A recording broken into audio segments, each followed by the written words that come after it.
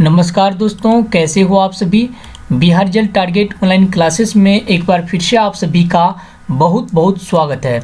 उम्मीद करते हैं आप सभी अच्छे से होंगे और स्वस्थ भी होंगे। तो दोस्तों, आज की इस वीडियो में हम आप सभी को बिहार डीएलएड एंट्रेंस एग्ज़ाम 2023 की तैयारी को 100% मजबूत बनाने के लिए आप सभी के सिलेबस पर आधारित गणित से टॉप 10 प्रश्न को सॉल्व करने का तरीका बताएंगे, ताकि इस टॉपिक पर आधारित जो भी प्रश्न आपके डीएलएड एंट्रेंस एग्ज़ाम 2023 के बोर्ड में पूछे जाएं, उसको आप सभी जो है आसान से आसान तरीका में देखते ही सॉल्व कर पाएंगे। तो चलिए आज के इस मुख्य सेशन को शुरू करते हैं और आप सभी जो है इस वीडियो के एक एक स्टेप को, यानी छोटी से छोटी स्टेप को ध्यान से देखिएगा। इनमें कुछ ऐसे भी प्रश्न हैं जिनके आने की जो है इस वर्ष जो है पूर्ण संभावनाएं हैं, तो इसीलिए आप सभी इस वीडियो को ध्यान से देखिए। तो चलिए आज की इस मुख्य सेशन को शुरू करते हैं और हम लोग जो है इस सेशन में जो है मुख्य रूप से त्रिगोनोमेट्री, उसके बाद जो है पॉलिनोमिकल जो आपका बहुपद होता है, उसके बाद जो एपी होता है जो समांतर श्रेणी होता है, उसके बाद जो आपका ब्याज होता है ना, ब्याज वाले प्रश्न को भी इसमें हम लोग कन्वर्ट किए हुए नहीं, इसमें ऐड किए हुए हैं। तो हम लोग 3-4 टॉपिक पर जो आधारित प्रश्न है, उसके बाद जो है आपका वृत्त है, उसके बाद जो आपका चतुर्भुज है, इनसे संबंधित भी इसमें प्रश्न है। तो चलिए इस महत्वपूर्ण सेशन को शुरू करते हैं और हम लोग जो है सबसे पहले बहुपद के एक छोटी सी प्रश्न से शुरू करते हैं। बहुपद का यहाँ पे प्रश्न आप लोग देख लीजिए, आपके सामने में दिया गया है और इस तरह के भी प्रश्न आपके एंट्रेंस एग्जाम में पूछे जाते हैं, क्योंकि सिलेबस में दिया गया है। प्रश्न देखिए यहाँ पे कह रहा है कि x² - 8x + 15 = 0 हो, 0 का मूल है। कौन इसका मूल होगा, तो इसको सबसे पहले हम लोग सॉल्व करेंगे, तभी ना पता लगा पाएंगे। तो देखिए प्रश्न जो दिया गया है इसको सबसे पहले आप लोग पूरे स्पीडली इसको जो है आप सॉल्व कर पाएंगे, है ना। देखिए x² - 8x + 15 थोड़ा प्लस यहाँ पे 15 बराबर यहाँ पे क्या दिया गया, 0 दिया गया है। प्लस 15 बराबर क्या दिया गया है, यहाँ पे 0 दिया गया है। तो जब आप इसको सॉल्व करेंगे तो किस प्रकार से सॉल्व करेंगे, आप लोग पूरे ध्यान से देखिएगा इसको, है ना। इसको सॉल्व करने के लिए सबसे पहले जो आपका ये जो शुरुआती है और लास्ट वाला है, इसको आप मल्टीप्लाई करके इसको क्या करते हैं हम लोग, इसका गुणनखंड निकाल लेते हैं। इसको शुरू और लास्ट में क्या हो जाएगा, इसको जब हम लोग गुणा करेंगे तो क्या हो जाएगा, इसका 15 हो जाएगा। जब इसको मल्टीप्लाई करेंगे कितना हो जाएगा, 3 × 5 हो जाएगा। ये 3 गुना कितना हो जाएगा, 5 हो जाएगा। तो अब जो है अब हम लोग क्या कर सकते हैं, इसको आसानी से सॉल्व कर पाएंगे, है ना। तो चलिए अब देखिए किस तरह से इसको हम लोग सॉल्व करते हैं, देखते रहिए आप। इतना टाइम नहीं लगेगा किसी में, जितना इसमें लग गया है ना। तो यहाँ पे सबसे पहले हम लोग x² लिखेंगे, यहाँ पे 8 है तो यहाँ पे लिखेंगे 5x माइनस क्या लिखेंगे, 3x प्लस यहाँ पे 15 लिख देंगे, बराबर यहाँ पे 0 दे देंगे। उसके बाद देखिए यहाँ से x² है, यहाँ पे x² है, यहाँ पे भी x है, तो यहाँ पे क्या करेंगे, x² है तो एक x यहाँ पे से कॉमन ले लेंगे, तो यहाँ क्या जाएगा x माइनस यहाँ पे 5 बच जाएगा, क्योंकि ये जो x था यहाँ पे निकल गया कॉमन। अब यहाँ पे आप क्या कीजिए, ये जो 3x है यहाँ पे 3x से क्या कीजिएगा, आप 3 कॉमन ले सकते हैं, क्योंकि x लीजिएगा तो फिर तो ये तो गड़बड़ हो जाएगा। तो यहाँ से सिर्फ आप 3 कॉमन ले लीजिए, उसके बाद क्या आ जाएगा, -3 ने लिए हैं तो यहाँ पे क्या आ जाएगा, x - 5 आ जाएगा। अब ये दोनों में कॉमन क्या है, x - सेम है और x प्लस, तो यहाँ पे देखेंगे x - 3 हो जाएगा और x - यहाँ पे 5 हो जाएगा। तो x बराबर क्या हो जाएगा, 3,5 है ना, 3,5 यही आपका इसका जो है मूल हो जाएगा। और देखिए 3,5 किस में है, तो ऑप्शन नंबर आपका बी में दिया गया है। चलिए इस तरह के प्रश्न आपको एक आ सकते हैं मूल निकालने के लिए, मूल इसका मूल क्या होगा। चलिए अगला प्रश्न है, यहाँ पे देख सकते हैं अगला 2 नंबर का क्वेश्चन है, कह रहा है राम की आयु श्याम से 3 गुना है ना। 2 वर्ष पूर्व उसकी आयु श्याम की आयु की 5 गुनी थी, तो राम की वर्तमान आयु क्या है। दोस्तों जब भी आपके एग्जाम में इस तरह के प्रश्न देखने को मिले तो आपको एक चीज़ दिमाग में हमेशा रखना है कि यहाँ पे देखना है शुरुआती का स्टेप देखना है और पहले लास्ट का स्टेप देखना है, उसके बाद बीच वाला स्टेप आपको देखना है। ये 3 स्टेप में ये सवाल बनेंगे, पहला, दूसरा और तीसरा।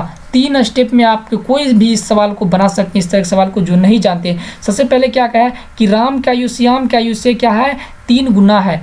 तो राम की यहाँ पे वर्तमान आयु ने पूछ रहा है, तो सबसे पहले यहाँ पे लिखेंगे, सबसे पहले इस प्रश्न को जैसे ही आप लोग सॉल्व करेंगे तो यहाँ पे लिखना आपको राम की वर्तमान आयु। सबसे पहले राम और श्याम की वर्तमान आयु आपको मान लेना है। राम की आयु ऐसे आप लोग लिख लेंगे तो x वर्ष हो जाएगा, उसके बाद अब क्या है, श्याम से 3 गुना है, तो यहाँ पे आप श्याम भी ना लिखिएगा, तो श्याम की वर्तमान आयु, श्याम की आयु क्या हो जाएगा, श्याम का आयु को हम मान लेते क्या, वाई वर्ष इसको मान लेते हैं। इतना लेट आपको वहाँ पे नहीं लगाना, सिर्फ आपको कॉन्सेप्ट समझाने के लिए इतना हम कर रहे हैं। उसके बाद जो कह रहा है कि श्याम से 3 गुना है, तो सबसे पहले एक अगर आप लोग देखेंगे, चूँकि यहाँ पे दिया गया है कि राम की आयु श्याम से 3 गुना है ना, चूँकि यहाँ पे दिया गया है, तो आपको यहाँ पे लिख लेना है जो राम की आयु क्या है, x वर्ष है, तो x बराबर क्या हो जाएगा, 3y हो जाएगा, क्योंकि जो राम की आयु है श्याम की आयु से 3 गुना है ना, राम की आयु श्याम की आयु से 3 गुना है, श्याम से 3 गुना है।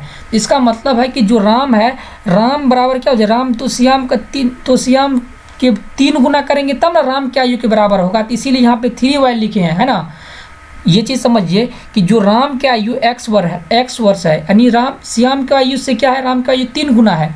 तो इसको जब हम लोग बराबर करेंगे, आप मान के चलिए, अब मान के चलिए कोई आप किसी चीज़ को नापते हैं, यहाँ पे एक तराजू ले लीजिए, यहाँ पे 1 kg है और यहाँ पे क्या है कि 2 kg है। अब मान के चलिए ये सेब है, ये सेब है और ये क्या है, अनार है ना, ये सेब अनार है। अब आपको कहेगा कि अनार से क्या है, यानी अनार से सेब की जो वज़न है 2 किलो ज़्यादा है ना, तो अनार से सेब की वज़न क्या है, 2 किलो ज़्यादा है।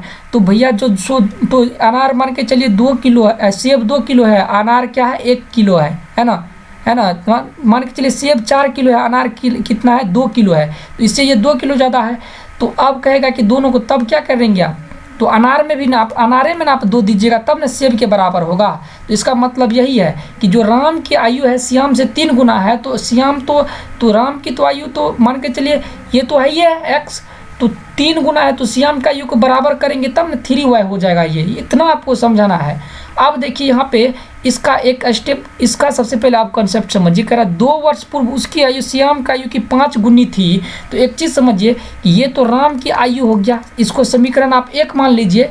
उसके बाद आप देखिए बिचला स्टेप क्या कर रहा है, 2 वर्ष पूर्व उसकी आयु श्याम की आयु की 5 गुनी थी। ये चीज़ आपके लिए सबसे महत्वपूर्ण होता है। तो यहाँ पे प्रश्नानुसार आपको एक चीज़ लिखना है, प्रश्नानुसार ये आपको लिखना है, ठीक है। ये जैसे ही लिखेंगे तो सबसे पहले तो यहाँ पे राम का आयु तुमको पता है ना। अब हमको क्या करना, श्याम का आयु निकालना है। तो यहाँ पे आप क्या कीजिए, एक चीज़ यही स्टेप यहाँ पे आपको जो है लिखना है। तो यहाँ पे 2 वर्ष पूर्व की बात कर रहा है, तो जो श्याम की आयु है इससे भी आप क्या कीजिए 2 वर्ष घटा दीजिए। उसके बाद क्या कर रहा है, उसके बाद बराबर में आपने दीजिएगा, तो 3y है ना, तो 3y है ये, है ना। तो 2 वर्ष पूर्व उसकी आयु श्याम की आयु की 5 गुनी थी, तो श्यामे की आयु में 5 गुना होगा। तो श्याम की आयु कितना है, यहाँ पे श्याम का आयु कितना है, तो y है ना, y वर्ष हो जाएगा ना। श्याम का आयु कितना है, y वर्ष है, तो याद रखिएगा ये भी आप सभी को ध्यान में रखना है। तो y-2 ये हो गया। इतना कंसेप्ट तो आप लोग समझ गए। इसको थोड़ा हम यहाँ से इरेज कर देते हैं, हटा देते हैं। इतना तो अगर आप लोग समझ गए तो समझिए कि बहुत कुछ आप लोग समझ गए। तब तो इस तरह के प्रश्न जो है ना आपके एग्जाम में छूटना नहीं चाहिए, है ना। इस तरह के प्रश्न आपके एग्जाम में छूटना नहीं चाहिए, याद रख लीजिएगा आप लोग। और देखिए हम इस तरह के से आपको समझा भी देंगे, है ना, कि आप सभी कभी नहीं देखे होंगे, नहीं पढ़ेंगे, फिर भी आपको समझ में आ जाएगा। तो चलिए यहाँ तक तो आप समझ गए।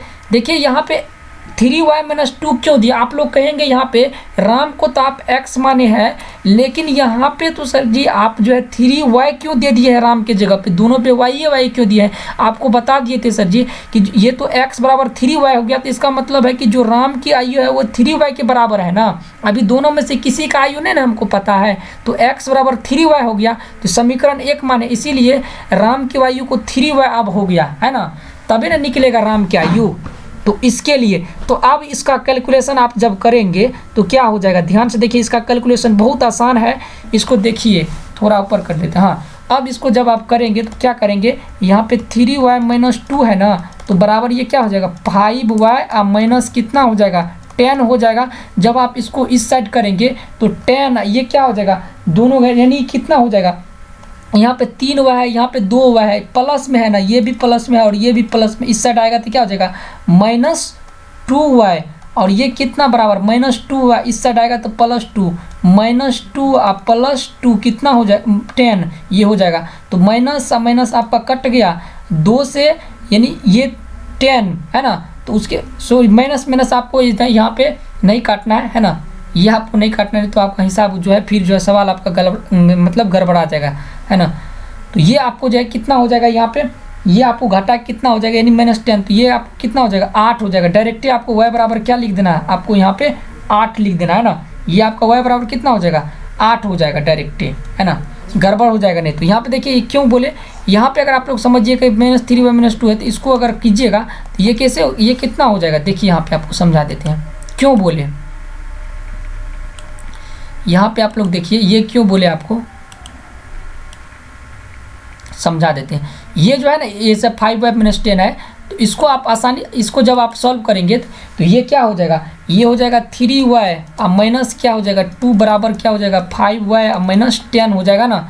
तो अब जब आप इसको सॉल्व करेंगे तो ये किधर आ जाएगा, माइनस जगह, तो इसको डायरेक्टली ले लीजिए 2y। अब 8 में से 2 गया यानी 10 में से 2 गया तो 8, तो इसको जब आप काटेंगे तो ये कितना हो जाएगा 4 हो जाएगा, है ना। सही है यहाँ तक। तो y बराबर कितना निकल गया 4 निकल गया। तो अब तो हमको राम का आयु निकल जाएगा। तो राम का आयु यहाँ पे क्या माने, x बराबर यहाँ पे कितना माने 3y माने हैं। तो इसीलिए जो राम की आयु है x बराबर क्या हो जाएगा 3 गुना 4 यानी 12 वर्ष हो जाएगा राम की आयु, है ना। राम की आयु कितना वर्ष हो जाएगा 12 वर्ष, और श्याम का आयु कितना हो जाएगा 4 वर्ष।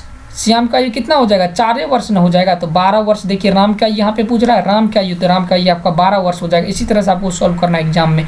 अब देखिए अगला यहाँ पे प्रश्न है, अगला देखिए ये भी प्रश्न बहुत ही ज़्यादा महत्वपूर्ण है, इसको भी आप लोग ध्यान से देखिएगा। इस तरह के प्रश्न आपके एग्जाम में ज़्यादा से ज़्यादा पूछे जाते हैं। प्रश्न को एक बार आप पढ़ लीजिए, थोड़ा इसको हम इरेज कर देते हैं, उसके बाद देखिए। हाँ, प्रश्न देखिए यहाँ पे कह रहा है यदि x, 87 डिग्री के कोण का संपूरक कोण है ना, x, 87 डिग्री के कोण का संपूरक कोण है, तब x - 100 डिग्री का मान क्या है ना। तब x - 100 डिग्री का मान क्या है। तो ऑप्शन तो आपको सामने में था, अभी आप कैसे बता सकते हैं कि कौन आंसर है, बिना कैलकुलेशन का मेथ है ना। तो इसको क्या करना है, सबसे पहले आपको एक चीज़ याद रखा है कि संपूरक कोण होते कितने डिग्री का है। तो संपूरक कोण आप सभी जानते हैं कि संपूरक कोण होते हैं 180 डिग्री का, है ना। तो एक संपूरक कोण का मान कितना होता है 180 डिग्री होता है ना। तो अब आपको सॉल्व करना है कि यहाँ पे तो x दिया है, तो दोनों का, तो a प्लस बी प्लस सी बराबर कितना हो जाएगा 180 डिग्री हो जाएगा, है ना। इतना तो आप लोग को पूरा कन्फर्म है इतना। तो यहाँ पे आप जोड़ देना है कि x प्लस 87 डिग्री हो जाएगा, ये बराबर कितना हो जाएगा 180 डिग्री हो जाएगा, है ना, 180 डिग्री हो जाएगा। तो अब x बराबर, इसीलिए x बराबर कितना हो जाएगा 100 डिग्री अब माइनस कितना डिग्री 87 डिग्री। तो 100 में से अगर आप जो है 180 डिग्री हो जाएगा, सॉरी यहाँ पे 180 हो जाएगा, 100 हम लिख दिए। 180 में से 87 को घटाइएगा तो कितना हो जाएगा, 87 में से 180 घटेगा तो कितना हो जाएगा 93 हो जाएगा, है ना। तो ये आपका हो जाएगा आपका 93 यानी 93 डिग्री इसका हो जाएगा राइट आंसर, है ना। इसका एक तब जो है 93 आंसर नहीं हुआ, ये आपका x का ही मान निकला है 93, है ना। ये जो x है इसका मान ये 93 डिग्री का है। तब कह रहा है यहाँ पे 3x - 100 डिग्री का मान क्या है। तो इसको जब आप करेंगे 3x - 100 डिग्री, है ना, तब इसको कैसे होगा, तो 3x के x का मान कितना निकला है यहाँ पे 93 निकला है ना, अब -100, तो 3 गुना 93, 3 गुना 93 यानी 3 तिया 9, 9 तिया 27, 9 तिया 27 है ना, 3 तिया 9, 9 तिया 27, ये हो जाएगा 279 या -100, 279 या -100 घटेगा तो कितना हो जाएगा, ये आपका 179 हो जाएगा। ये कितना हो जाएगा आपका 179 हो जाएगा। 179 देख लेते कौन ऑप्शन में हो जाएगा, तो ऑप्शन नंबर आपका डी में दिया गया है। इसी तरह से देखिए जब भी आपको पूछे कि x, 87 के संपूरक कोण है, तब 3x - 100 डिग्री का मान क्या होगा, तो आपको इसी तरीका से आपको इसको सॉल्व करना है। तो आपको समझ में आ गया। अब देखिए यहाँ पे अगला प्रश्न कह रहा है एक चतुर्भुज के 3 कोण क्रमशः दिया गया है, 65 डिग्री, 55 डिग्री, 65 डिग्री और 105 डिग्री है। तो चौथा कोण क्या होगा। आप सभी जानते हैं कि जो चतुर्भुज के कोण होते हैं, जो चतुर्भुज के कोण होते हैं वो कितना होते हैं, एक 360 डिग्री होते हैं ना। तो चतुर्भुज के कोण क्या हो जाएंगे, a plus B plus C plus D, यानी 4 कोण का मान होता है चतुर्भुज में 360 डिग्री। तो अब देखिए सर जी यहाँ पे 55, 65, 105 दिया गया है। तो एक मान लीजिए हम 55 डिग्री है, बी क्या है 65 डिग्री है, और यहाँ पे सी कितना है 105 डिग्री है। तो डी ना हमको नहीं दिया है, तो ये 360 डिग्री हो जाएगा, है ना, क्योंकि यहाँ पे भी क्लियर नहीं किया है कि ए दिया है कि बी दिया है कि डी नहीं दिया है। तो अब आप जब आप तीनों को जोड़िएगा, तो तीनों को आप जब आप जोड़िएगा तो क्या हो जाएगा, तीनों को चलिए आप जोड़ते हैं। तो देखिए 55 में के 55 और 65 कितना हो जाएगा, 120 यानी 120 और 105 कितना हो जाएगा, 225 हो जाएगा। कितना हो जाएगा, 225 प्लस ये आपका डी बराबर कितना हो जाएगा, 360 डिग्री। अब आप जब घटाएंगे तो डी बराबर 360 डिग्री या माइनस कितना हो जाएगा, 225 डिग्री। 225 360 में से जब आप 225 को घटाओगे तो ये कितना हो जाएगा बताइएंगे आप लोग। 360 में से अगर आप लोग 225 डिग्री घटाइएगा तो कितना हो जाएगा, तो घटाइए इनको 225 डिग्री को 360 में से। तो 360 में से आप जब इसको घटाएंगे 225 को, तो सबसे पहले आप लोग देखिए 10 में से 5 गया, कितना बचा, 5 गया। अब यहाँ पे कितना बच गया, यहाँ पे आपका बच गया 5, 5 में से 2 गया 3, है ना 3। यहाँ पे कितना बच गया, यहाँ पे 2 में से 1 गया तो 1, यानी 135 डिग्री आपका यहाँ पे सही हो जाएंगे। कितना हो जाएंगे, 135 डिग्री आपका इसका सही आंसर हो जाएंगे, ऑप्शन नंबर आपका डी। तो चतुर्भुज वाला प्रश्न जब भी आपको कहेगी कि एक चतुर्भुज के 3 कोण क्रमशः 65, 55 या XYZ कुछ भी रहे तो इसका चौथा कोण क्या होगा। तो इसी तरह से आपको 360 डिग्री मान के ABCD पर बैठा देना है और आपको यहाँ पे मान निकाल लेना है। इसी तरह से आपको ज़्यादा लेट नहीं करना है। चलिए ज़्यादा देर कीजिएगा तो फिर वहाँ पे आपका जो है टाइम ख़त्म हो जाएगा और आप जो है सवाल वहाँ पे सॉल्व नहीं कर पाइएगा। चलिए यहाँ पे देखिए अगला भी प्रश्न आ गया है आपके सामने, है ब्याज वाला प्रश्न है। कह रहा 5,000 की जमा राशि पर 12% वर्ष की दर से 2 वर्षों के लिए चक्रवृद्धि ब्याज की गणना कीजिए, है ना। 5,000 की जमा राशि पर 12% वर्ष की दर 12% वार्षिक दर से ये दे रहा है, प्रति वर्ष की दर से 2 वर्षों के लिए चक्रवृद्धि ब्याज की गणना कीजिए। सबसे पहले इस तरह के प्रश्न जिसको चक्रवृद्धि ब्याज नहीं आते निकालने के लिए समझने का प्रयास कीजिए। सबसे पहले तो एक चीज़ तो यहाँ पे आपको पता है ना कि राशि कितना है, दर क्या है, समय कितना है, 3 चीज़ आपको पता है। सबसे पहले समझिए इसका मूलधन कितना है, तो मूलधन आप लिख लीजिए ना, मूलधन तो लिखने के लिए आता ही होगा। तो मूलधन यहाँ पे कितना है, 5,000 है ना, मूलधन 5,000 पर दिया है कोई व्यक्ति।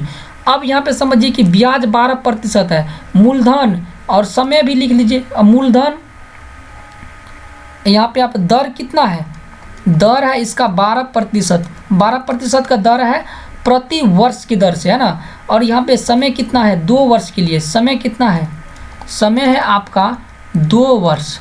समझ गए आप लोग, समय सब कुछ पता है, समय पता है, रेट पता है, सब कुछ पता है। तो अब सूत्र ना आपको पता होना चाहिए, सूत्र पता है तो हिसाब आपका बन गया।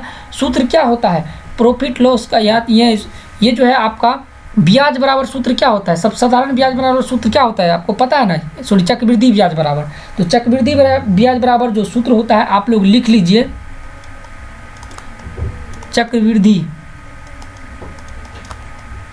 चक्रवृद्धि ब्याज का जो चक्रवृद्धि ब्याज बराबर, तो चक्रवृद्धि ब्याज बराबर आपको कौन सा सूत्र लागू करना है, तो देखिए आपको लिखना है यहाँ पे, ये आपका प्रॉफिट प्रिंसिपल होना चाहिए और P/1 प्लस आपका यहाँ पे R/100 पावर जो आपका यहाँ पे n है, n मतलब जो आपका टाइम है, अब माइनस यहाँ पे आपको P, यही फार्मूला आपको लगाना है। तो ये फार्मूला आप लगा करके इस प्रश्न को हल कर सकते हैं। तो देखिए इस पे सबसे पहले हम हर चीज़ को बैठा देते हैं, तब आप देखिए ध्यान से कैसे कैसे ये सॉल्व होगा। सबसे पहले जो प्रिंसिपल है यानी इसका मूलधन है वो कितना है, तो मूलधन यहाँ पे 5,000 दिया गया है। उसके बाद 1 प्लस रेट कितना है, रेट इसका कितना है 12% दिया गया है, 100 तो नीचा में होबे करेगा। समय कितना है 2 वर्ष के लिए दिया गया है। अब यहाँ पे माइनस प्रिंसिपल यानी 5,000, ये इसको भी आप फिर से घटा दीजिए। जब आप इसको घटा दीजिएगा तब आपके पास कोई ऑप्शन नहीं, तब आप फटाफट आप इसको सॉल्व कीजिए। सॉल्व कीजिएगा तब 5,000 ज्यों की तो अभी आप रहने दीजिए, कोष्ट में है तो कोष्ट में अभी आप इसको काट सकते हैं। कैसे काट सकते हैं, देखिए 3 चौके 12 और 25 चौके 100, 25 का 25 और 3 28, यानी ये हो जाएगा आपका 28/25। ऊपर में आपका पावर ये 2 पे रहबे करेगा, माइनस 5,000 ये अब आएगा ही आएगा। अब आप इसको नेक्स्ट स्टेप में बदलिए, नेक्स्ट स्टेप में आप इसको हल कीजिए।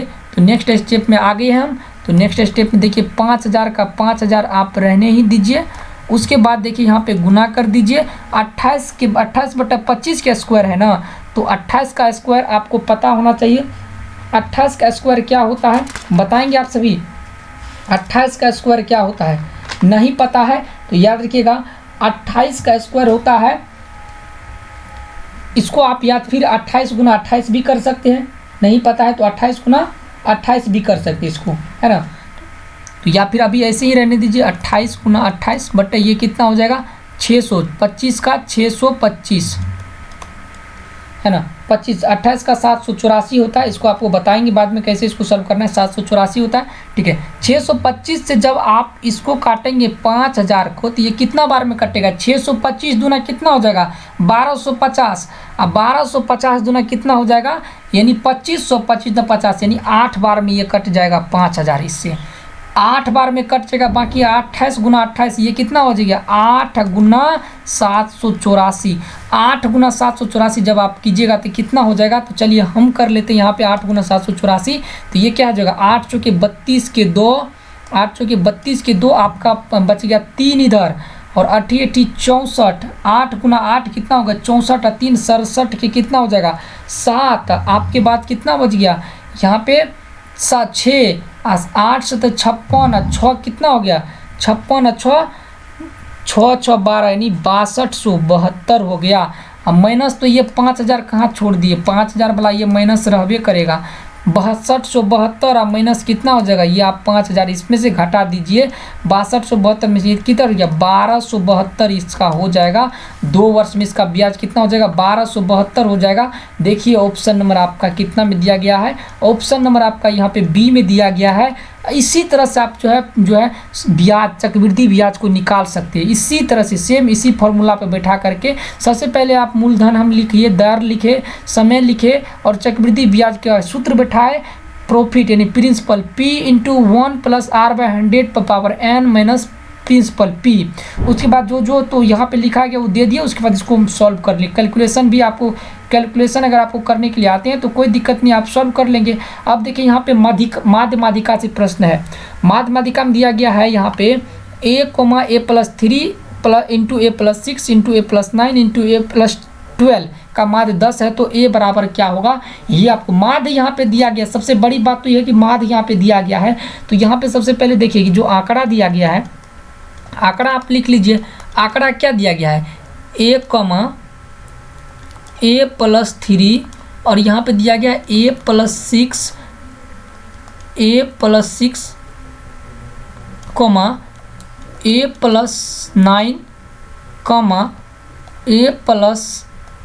a+12 ये तो आपका दिया गया है। तो अब कह रहा है कि माध्य 10 है तो a बराबर क्या होगा। तो आप सभी को पता है कि माध्य बराबर सूत्र क्या होता है। तो प्रश्न जब इसको आप लोग हल करेंगे तो सबसे पहले आपको देखना है कि माध्य बराबर सूत्र क्या होता है। तो जो माध्य बराबर सूत्र होता है वो होता है आंकड़ा का योग बटे आंकड़ा की संख्या, है ना। आंकड़ों का योग, परीक्षणों का योग भी लिखा जाता है। आंकड़ों का योग बटे आंकड़ों की संख्या, आंकड़ों की संख्या। चलिए साधारण है, ये सिंपल है, हल हो जाएगा। आंकड़ा का योग यहाँ पे अगर आप करेंगे तो आंकड़ा का योग क्या है a+3 दिया गया है तो a+3 लिखिए। उसके बाद a+6 दिया गया है यहाँ पे तो a+ इसको 6 लिखिए। उसके बाद a+ कितना दिया गया 9। उसके बाद a+ यहाँ पे 12 दिया गया है। कितना आंकड़ा है 1 2 3 4 5।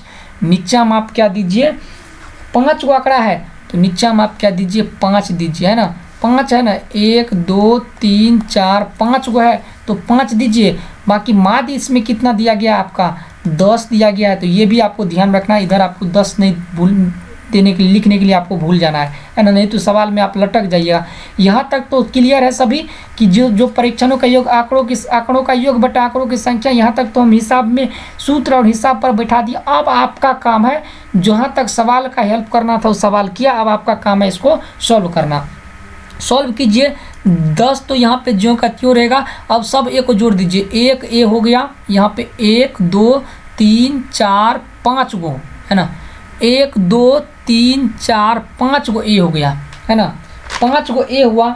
अब जो ये कितना ए हुआ, 5 को ए हो गया है ना, कितना ए 5 ए, इसको जो जोड़िएगा तो कितना 3 9 3 12 6 18 18 18 2 20 7 27 27, इधर कितना हो गया आपका, ये 12 दिया गया है ना, 27, ये कितना दिया गया आपका 12 दिया गया है, ए प्लस 3 9 3, अच्छा ये हम 9 जोड़ लिए तो फालतू ही जोड़ लिए, यहाँ पे तो ए ही है इसीलिए तो बोलते हैं, तो फालतू जोड़ लिए।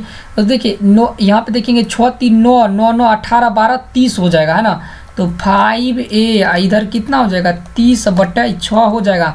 अब आप यहाँ पे दिमाग लगाइए इसको कैसे हल करेंगे, तो इसमें हमको कॉमन लेना, कॉमन कैसे लेगा, तो यहाँ पे भी थोड़ा दिमाग लगाना, यहाँ पे 5 है यहाँ पे 30 है, 5a + 30 है, तो इसको जब आप कॉमन बदलेंगे तो 5 ले सकते हैं ना कॉमन, 5 लेंगे तो यहाँ पे क्या बच जाएगा a + 6 बच जाएगा है ना, 5a आप 6 5 30 यही हो जाएगा, अब बटे यहाँ पे कितना हो जाएगा 6 हो जाएगा ना। तो अब आप क्या कीजिए, इसको आप क्या कीजिए, इस नीचा में संख्या कितना 5 ही होना चाहिए, तो हम 6 कैसे दे दिए, हाँ 5 ही होना चाहिए, यहाँ पे गलती कर दी, सब परीक्षणों की संख्या 5 ही है ना, तो 5 दे दिए।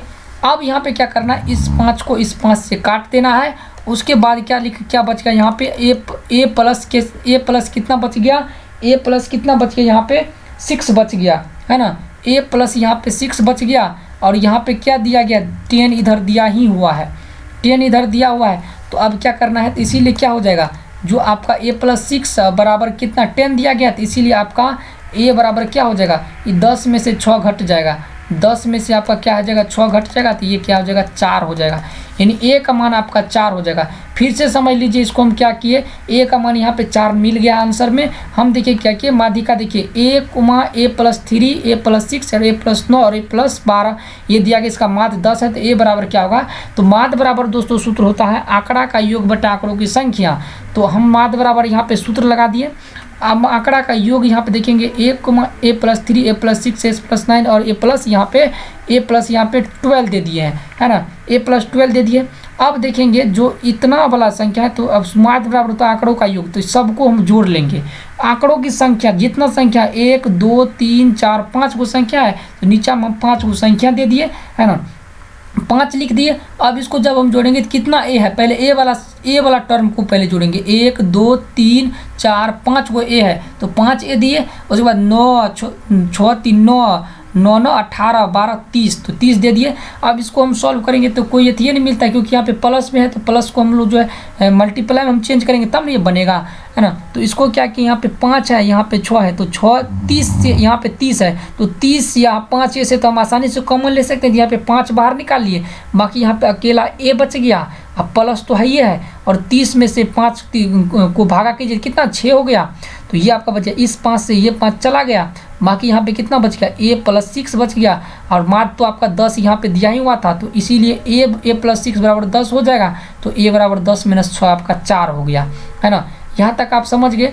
अब देखिए एक क्वेश्चन यहाँ पे कह रहा है, ये देखेंगे ये भी इम्पोर्टेंट है, कह रहा है एक साइकिल का अंकित मूल्य 52,800 रुपये है, ठीक है, यदि 55% छूट दी जाती है तो साइकिल का विक्रय मूल्य कितना होगा। साइकिल का मूल्य तो 52,800 है, लेकिन छूट कितना दिया जाए, 56% का छूट दिया रहा है। तो यहाँ पे सबसे पहले सॉल्व करने का जो आपको तरीका है यहाँ दिखाना है कि जो क्रय मूल्य है ना, अंकित मूल्य यहाँ पे लिख लेना है। साइकिल का अंकित मूल्य क्या दिया गया है, अंकित मूल्य यहाँ पे दिया गया है इसका 52,800, ये चीज़ आपको ध्यान में रखना है, 52,800 अंकित मूल्य लिखना है। पहले लिखना है आपको खुद से देख देख के, जैसे आप छापते हैं ना कोई चीज़ नोट करते हो, इससे पहले नोट कर लेना है। प्रतिशत छूट कितना है, तो प्रतिशत जो छूट है, प्रतिशत छूट जो है, प्रतिशत यानी प्रत्येक 100 पर जो छूट है ये कितना है, ये है आपका इसमें 56% का छूट देता है। तब कह रहा है तो साइकिल का मूल्य कितना होगा है ना। तो प्रतिशत छूट वाला आपको तब आपको यहाँ पे क्या करना है, यहाँ पे आपको सूत्र लगा लेना है ना, सूत्र लगा लेना है, आसानी से ये सवाल जो है आपको बन जाएगा। तो हम आपको खुद यहाँ पे बना के बता देते हैं, यहाँ पे देखिए आप लोग ध्यान से एक एक स्टेप को। तो छूट देता, तो तब आपका कह रहा है कि साइकिल का मूल्य, तो ये क्या पूछ रहा है, प्रश्नानुसार आप लोग लिखिएगा। तो क्रय मूल्य पूछ रहा है, तो क्रय मूल्य आप विक्रय मूल्य आप लोग निकाल लीजिए ना, विक्रय मूल्य निकाल लीजिए सबसे पहले इसका है ना। साइकिल का विक्रय मूल्य क्या है, तो विक्रय मूल्य आप निकालिएगा। तो विक्रय मूल्य जब आप लोग निकालिएगा विक्रय मूल्य, तो विक्रय मूल्य बराबर होता है अंकित मूल्य।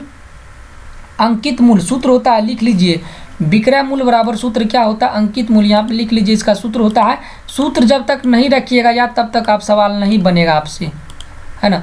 तो विक्रय मूल्य बराबर सूत्र यहाँ पे लिख लीजिए, अंकित मूल्य, अंकित मूल्य इंटू 100 माइनस छूट, छूट इंटू 100 माइनस छूट, अब प्रतिशत दे देना है बाहर से, कोष्ठ के बाहर।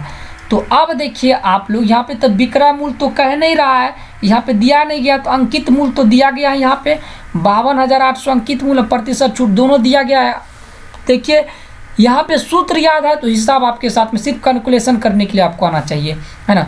तो 52,800 इसका अंकित मूल्य दिया गया, कितना 52,800 इसका अंकित मूल्य दिया गया है, ठीक है। 52,800 कितना दिया गया, इसका अंकित मूल्य दिया गया है। बाकी आपका क्वेश्चन में क्या 100 अब माइनस प्रतिशत छूट कितना 56%, 56% का छूट दिया जा रहा है, इसको ऐसे लिख दीजिए। बाकी आपका कितना बच गया 52,800, इधर 56 में से इधर कितना 44%, 100 में से 56 44 आपका प्रतिशत बच गया। जब आप इसको सॉल्व करेंगे तो कितना हो जाएगा 52,800 गुना 44 बट्टे ये क्या हो जाएगा 100 हो जाएगा। 100 से 100 को आपको काट देना है, 100 से 100 को आप काट दीजिएगा तो कितना बचेगा यहाँ पे 52,800 नहीं 528 गुना आप 44 कर लीजिए, आप 528 से गुना यहाँ पे 44 कीजिएगा, यही आंसर हो जाएगा आपको 528 गुना 44 कीजिए। एक बार कर लेते हैं, 8 चौके 32, 3 हो गया, 4 दूना 8, 8 3 11 है ना, 8 चौके 32, 3 4 दूना 8, 2 चौके 8, 8 3 11 और 5 चौके 20, 20 1 21 है ना, 5 चौके 20 1 21, तब तो ये भी बैठ जाएगा सेम बैठ जाएगा सेम। तो अब ये 2 3 2 3 2 3 2 23,232 कितना निकला 23,232, इसका क्या हो जाएगा विक्रय मूल्य हो जाएगा। तो देखिए इसका विक्रय मूल्य क्या हो जाएगा 23,232 रुपया। ऑप्शन नंबर आपके ए में दिया गया है, नोट कर लीजिएगा इनको। इसी तरह से आपको याद रखना है जो विक्रय मूल्य बराबर होता है अंकित मूल्य माइनस 100 अंकित मूल्य इंटू 100 माइनस छूट प्रतिशत वाला सूत्र आपको याद रखना है। अब देखिए यहाँ पे कह रहा है यदि वृत्त की परिधि 176 सेंटीमीटर है तो वृत्त का व्यास क्या है। ये भी बिल्कुल इजी प्रश्न है, कैसे परिधि 176 है तो वृत्त व्यास निकालने में हमको क्या है सूत्र तो पता होना चाहिए, सूत्र अभी ही सभी याद कर लीजिए, है ना। वीडियो अगर आप सभी को पसंद आ रहा है तो जो भी स्टूडेंट अगर आप लोग आज सभी चैनल को सब्सक्राइब कर लेते हो तो कल से आप सभी को रोज मैथ का क्लास देंगे, है ना। तो देखिए यहाँ पे इसको सबसे पहले देखेंगे कि वृत्त की परिधि बराबर सूत्र क्या होता है ना। तो सबसे पहले आपको परिधि लिखना है, परिधि 176 सेंटीमीटर दिया गया है, परिधि कितना 176 सेंटीमीटर दिया गया है। तो परिधि बराबर सूत्र क्या होता है, परिधि बराबर जब तक आपको सूत्र याद नहीं रहेगा तब तक तो आपको सवाल नहीं बनेगा। 2πr होता है, वृत्त की परिधि कितना होता है 2πr, तो 2πr 176 सेंटीमीटर दिया गया है ना। तब ये कह रहा है, तब ये प्रश्न कह रहा है कि वृत्त का व्यास क्या होगा, तो व्यास क्या होगा ये आपको याद है, व्यास बराबर, तो व्यास बराबर सूत्र क्या होता है 2r होता है ना। तो चलिए सबसे पहले हम इसी को हल कर लेते हैं। इसको जब आप हल कीजिएगा तो 2πr, देखिए आसानी से इसको आप सॉल्व कर पाइएगा, ज़्यादा टाइम नहीं लगेगा, 1 मिनट। तो देखेंगे 2πr, तो ऐसे भी लिख सकते 2πr है ना, परिधि दिया गया है 2πr 176, चाहे उल्टा लिखिए चाहे सीधा लिखिए बात बराबर ही जाता है। तो 2πr 2 गुना 22/7 गुना r तो है नहीं मेरे पास, 176 दे दीजिए, है ना 176, तो 22 दूना इधर कितना होगा 44/7 गुना r बराबर 176, तो 22 7 है तो 7 को कितना से गुना कीजिएगा तो 76 में अगर आप भागा दीजिएगा तो 7 दूना 14 बच गया, 7 दूना 14, यहाँ पे कितना बच गया 14 3 36 यानी 176। तो बाकी कितना बार में आपका कट जाएगा, अच्छा 44, 7 से नहीं काटना इसको, 7 से कैसे, 7 से तो गुने हो जाएगा, है ना। 7 से तो ये गुना हो जाएगा, ऐसे कैसे हो सकता है, तो उल्टा 44 से इसको काटना है। 44 से अगर काटिएगा तो 44 4 तिया 12 120 होगा नहीं, 44 4 से गुना कीजिए, 4 चौके 16 के 6 हाथ में आपके 1 और 4 चौके 16 17, यानी ये 44 से 4 बार में ये कट गया, 44 से 4 बार में कट गया, तो इसीलिए आपका जो त्रिज्या हो गया 7 गुना 4 यानी 28 सेंटीमीटर आपका इसका त्रिज्या हो गया। कितना? 28 सेंटीमीटर। अब आप व्यास निकाल लीजिए, व्यास कितना होता है 2r होता है, तो 2r, तो तब ये क्या हो जाएगा 2 गुना 28, तो कितना हो जाएगा आपका 56, ये कितना हो जाएगा आपका, ये आपका 56 सेंटीमीटर हो जाएंगे आपका इसका व्यास कितना हो जाएगा 56 सेंटीमीटर हो जाएंगे। समझ में आ गया आपको? ऑप्शन नंबर आपका ए आपका करेक्ट हो जाएंगे, 56 सेंटीमीटर करेक्ट आंसर हो जाएंगे आपका। चलिए आप सब जल्दी जो टेलीग्राम और व्हाट्सएप ग्रुप को ज्वाइन नहीं किए जल्दी से सभी ज्वाइन कर लीजिए। चलिए देखिए त्रिकोणमिति का प्रश्न देखिए कैसा प्रश्न है आपके सामने में। प्रश्न है निम्नलिखित का मूल्यांकन कीजिए। प्रश्न है sine 60 degree plus ten 30 degree plus cos 45 degree, इसको कैसे आप सॉल्व करेंगे? सबसे पहले आपको अनुपात वाला सूत्र आपको याद होना चाहिए, मान पता होना चाहिए, त्रिकोणमिति का टेबल वाला मान याद रख लीजिएगा आप लोग, तभी बनेगा, नहीं तो आप याद करके आइएगा। पहले सवाल देख लीजिए उसके बाद आप लोग मान याद कर लीजिए, क्योंकि एग्जाम में आपको मान पूछबे करता है। तो सबसे पहले साइन 60 डिग्री दिया गया है, तो जो दिया गया है उसी के अनुसार में हमको हल करना है। तो चलिए अब इसको हम सॉल्व करते हैं, तब उसके बाद देखेंगे कौन सा ऑप्शन इसका सही होगा, है ना। ऑप्शन पहले इसको सॉल्व कर लेते हैं। सॉल्व करेंगे तो दिया गया है given sine 60 degree, sine 60 degree plus ten 30 degree plus cos 45 degree, cos 45 degree. तो साइन 60 डिग्री का मान क्या होता है √3/2 होता है ना। तो इसीलिए साइन 60 डिग्री मान क्या हो जाएगा √3/2 हो जाएगा, प्लस टेन 30 डिग्री का मान क्या होता है 1/√3 होता है ना 1/√3, और कोस 45 डिग्री का मान क्या होता है 1/√2 है ना 1/√2। चलिए अब इसको जब आप सॉल्व कीजिएगा तो कैसे, आप तो आपको यहाँ तक तो आप सूत्र से ही बनाए, अब आपको अपना कैलकुलेशन करना है, दिमाग वाला कैलकुलेशन, जितना जल्दी आप इसको सॉल्व कर दो, है ना। तो सॉल्व करने के लिए नीचे वाला का एलसीएम लीजिएगा, 3 दूना 6, 6 या 2 का एलसीएम 6 होगा, है ना। तो 6 होगा तो इसको 2 से कीजिए, 3 दूना 6, तो इसका क्या हो जाएगा आपका 3√3, अब प्लस इसका क्या हो जाएगा 3 दूना 6, यानी आपका हो जाएगा इसका 2√3 प्लस ये कीजिएगा 3√2, है ना। इसको गुना कीजिए 3√2 हो जाएगा।